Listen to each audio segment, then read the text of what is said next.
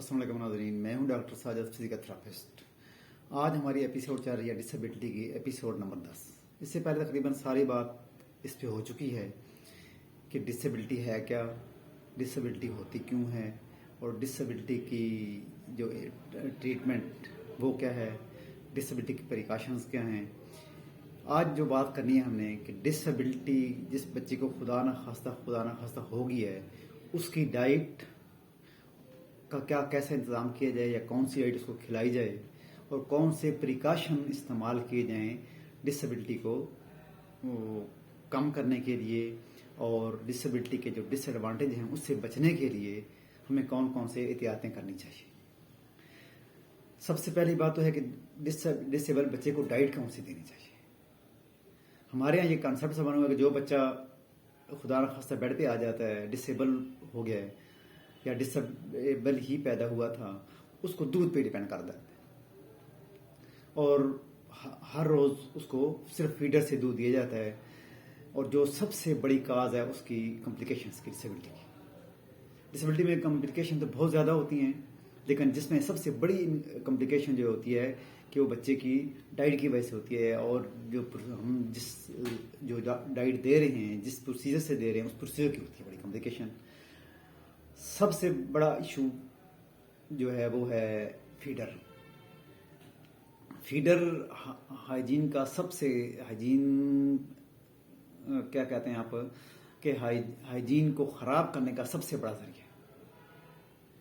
तो उसमें हाइजीनिकली हम काम करते ही नहीं, हमारे गांव लेवल पे या हमारे देही लेवल पे या हमारी जो कह सकते हैं पेशेंट के अटेंडेंट होते हैं, वो उस पर काम सही कर ही नहीं सकते कि ना ही इतना वो प्रोसीजर करते हैं कि फीडर को सही उबाल के उसको सही साफ कर फिर बच्चे को दूध दिया जाए। ये तो कॉन्सेप्ट नहीं है, बस धो धा के फौरन दे देते हैं बच्चे को। और वो सबसे बड़ी उसकी जो है ना कॉम्प्लिकेशन है। और दूसरी बात इसके साथ एक और इशू है कि डिसेबल बच्चा चूंकि रोता भी ज़्यादा है थोड़ा सा, और उसको उनकी माएँ वो जो है ना उसके मुंह में चूसनी डाल देती है। और ये बहुत बड़ा इशू है, ये भी एक ओरल हाइजीन का। तो रिक्वेस्ट जो है करनी है और जो आपको एक्सप्लेन करने का मकसद है कि उस बच्चे की डाइट दूध के अलावा भी उसको डाइट दी जाए। जैसे उसको फ्रूट मैश करके दिए जाएं, उसको जो सब्जियां हैं वो दिए जाएं, खाने को दलिया वगैरह दिया जाए, और गोश्त या हाई प्रोटीन डाइट जिसको कहते हैं वो उसको मैश करके दिए अगर वो खा नहीं सकता तो। जो बच्चे खा सकते हैं उनको ये सारी चीज़ें उसको खाना भी दो। गंदम की जो रोटी की शक्ल में उसको दो, गंदम या दलिया की शक्ल में उसको दो। उसके अलावा उसको सब्जियां खिलाओ, उसके अलावा गोश्त खिलाओ, उसके अलावा उसको दलिया या फ्रूट्स मैश करके दो। अगर वो चबा सकता है तो फ्रूट चाट उसको बना के दो जिसमें मेजॉरिटी फ्रूट्स की होती है, वो सबसे उसके लिए मतवाज़न गज़ा है। अब जब आप सिर्फ दूध पिलाएंगे तो उसको हर दूसरे तीसरे दिन बच्चे को चेस्ट इन्फेक्शन हो जाएगी, उसके जो मुंह हैं उसमें अल्सर बन जाएंगे और उसको कॉन्स्टिपेशन हो जाएगी। ये कॉम्प्लिकेशन है और उस डिसेबिलिटी में ये चीज़ें इजाफा कर देती हैं और कि बच्चा फिर नए सिरे से बीमार हो जाता है। जो आप काम करवा रही थी, अगर आपने कहीं फिजियोथेरापी से कंसल्ट किया हुआ है या खुद आप फिजियोथेरापी करवा रही हैं घर पे, तो उसको बच्चे को जब इन्फेक्शन हो जाएगी चेस्ट की, या उसका गला खराब हो जाएगा, उसका मुंह में अल्सरेशन हो जाएगी, वो मेडिसिन पे चला जाएगा, बच्चे को टेम्परेचर हो जाएगा, तो आपका जो काम आपने किया हुआ है वो सारा फिर वाश होगा। इसलिए ज़रूरी है कि आप बच्चे की डाइट को मेंटेन करें और बच्चे की जो क्या कहते हैं हाइजीनिक कंडीशन है उसको मेंटेन करें। अब हाइजीनिकली जब आप उसका फीडर सही नहीं धोती हैं आप लोग, या उसको जो चूसी वगैरह देते हो, तो उसको हर दूसरे तीसरे दिन बच्चे के माउथ अल्सरेशन हो जाती है, उसकी मुंह की जो हाइजीन है वो सही नहीं रहती और मुंह में छाले बन जाते हैं या मुंह में जख्म बन जाते हैं। उसके लिए फिर आपको मेडिकेशन करनी पड़ती है। फिर बच्चा दूध तो पी लेता है लेकिन खा कुछ नहीं सकता, तो ये उसकी वीकनेस का एक बहुत बड़ा सबब है। उसके अलावा बच्चों का जो बेड होता है उसकी जो हाइजीनिक कंडीशन है उसका बड़ा ख्याल रखना पड़ता है। गीले बेड पे बच्चा चूंकि वो उसका ब्लैडर बॉल कंट्रोल नहीं होता, पेम्पर आप लगाती हैं, पेम्पर लीकेज हो जाती है, बेड गीला हो जाता है, तो उसी बच्चा पड़ा रहता है, वो उसकी बैक पे या उस एरिया में अल्सरेशन हो जाएगी, जख्म बन जाएंगे, तो फिर वो बच्चे के लेटने में या आप जब एक्सरसाइज करवाती हैं तो उसमें उसको दिक्कत होगी। फिर पेम्पर बांध करके उसको पेम्पर के एरिया में जो ब्लिस्टर से बन जाते हैं, छाले बन जाते हैं, उसके लिए आप जो ऑइंटमेंट है कोई वो यूज़ कर लें, वो यूज़ किया करें, उसको वॉश किया करें स्पिरिट से, और स्पेशली बैक केयर जो है वो उसका ख़ास ख्याल रखें कि हर रोज़ तकरीबन स्पिरिट से उसको बैक मसाज करें। और जो प्रेशर पॉइंट हैं जैसे हील होगी घुटनों के पीछे वाली जगह, बटन के पीछे वाली जगह, शोल्डर ब्लेड्स, एल्बोज, इन सब पे स्पिरिट का मसाज करें। और उसके बाद उस पर हल्का फुल्का पाउडर का स्प्रे भी कर दें ताकि वो स्मेल भी ख़त्म हो जाए। उसके बाद बच्चों के हाथों के नाखून, बाल और इसका सफाई का खास ख्याल रखा जाए। वीकली बाज़ औक़ात ऐसे देखा जाता है कि बच्चों के बाल 2-2 महीने 3 महीने नहीं कट पाते, तो वो एक उसकी वीकनेस में एक बहुत बड़ा सोर्स बन जाता है। तो बालों का एक टाइम टेबल रखें, महीने बाद या महीना तो खैर बहुत ज़्यादा है, 10-15 दिन बाद वो उसके बाल कटवा दिया करें। नाखून हर हफ्ते में उसके जो है ना कटवाया करें। उसके बाद बच्चे की जो बेडिंग है उसका ख़ास ख्याल रखें, बेड को बिल्कुल क्लीन रखें। उसके ऊपर कोई चीज़ें जैसे रोटी के टुकड़े होते हैं या और कुछ खेलने की चीज़ों से जो चीज़ें टूट फूट जाती हैं उसका ख्याल रखें, वो बच्चे को ज़ख्म कर देंगी।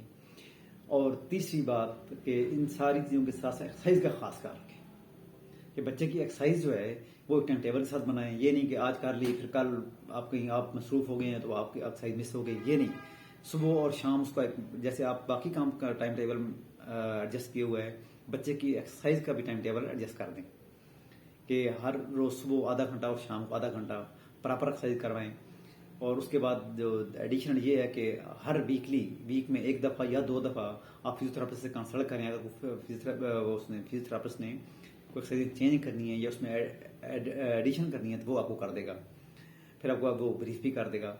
उसके बाद फिर देखना ये होता है कि एक्टिव तो आप करवा रही हैं, अगर बच्चे की टांगें माशाल्लाह सीधी हो गई हैं तो उसको रजिस्टर भी करवाना शुरू कर देगा।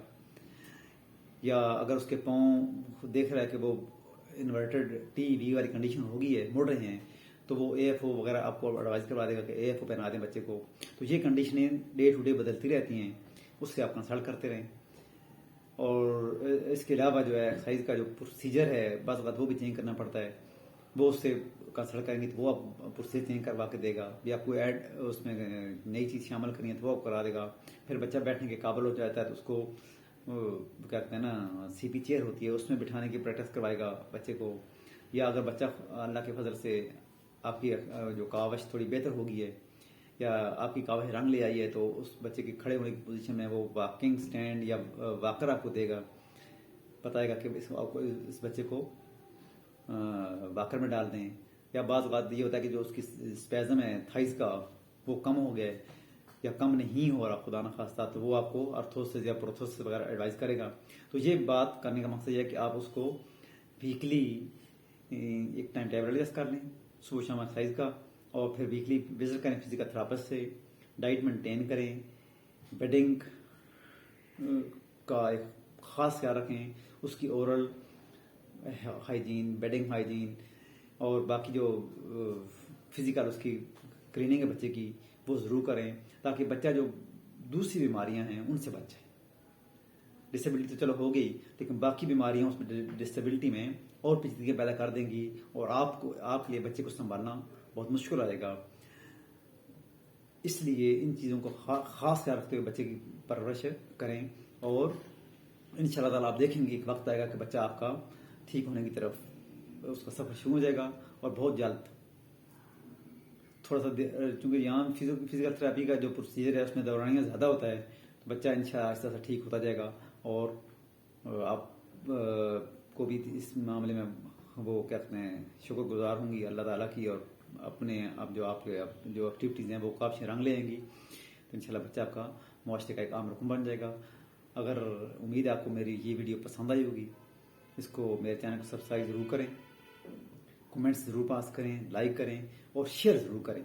और स्पेशली मुझे उन दोस्तों से जो मेडिकल से किसी भी शो में रिलेटेड हैं वो ये वीडियो देखें तो उसको ज़रूर शेयर करें और लोगों को इसके बारे में ब्रीफ करें। बहुत शुक्रिया। अस्सलाम वालेकुम। अल्लाह हाफ़िज़।